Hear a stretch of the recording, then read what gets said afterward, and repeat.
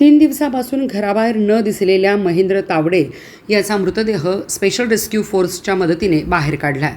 मिरज शहर police station हद्दीतील कोकणे गल्ली परिसरात बंद घरामध्ये पुरुष जातीचा कुजलेल्या अवस्थेतील मृतदेह आढळून आल्याने परिसरात खळबळ उडाली. स्थानिक नागरिकांना घरातून तीव्र दुर्गंधी येत असल्याने त्यांनी तात्काळ मिरज शहर पोलिसांना माहिती दिली. माहिती मिळताच पोलीस अधिकारी व अंमलदार घटनास्थळी दाखल झाले. परिस्थितीची गंभीरता लक्षात घेता पुढील मदत व रेस्क्यू कार्यासाठी स्पेशल रेस्क्यू फोर्स आपत्कालीन पथकाशी संपर्क साधण्यात आला. मृत व्यक्तीचे नाव महेंद्र वसंतराव तावडे वय वर्ष 50 असे असून ते घरात एकटे राहत असल्याची माहिती स्थानिकांनी दिली. गेल्या 3 दिवसापासून ते घराबाहेर दिसून आले नव्हते.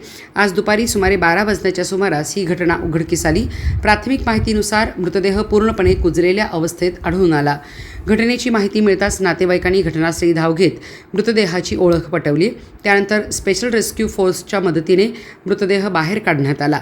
आवश्यक प्रक्रिया पूर्ण करून मृतदेह मिरज शासकीय रुग्णालयात शवविच्छेदनासाठी पाठवण्यात आला. या कारवाईत SRF आपत्कालीन पथकाचे कमांडर कैलास वडर, इर्शाद कवठेकर आणि महेश गव्हाणे यांनी सहभाग घेतला. पुढील तपास मिरज शहर पोलीस करत आहेत.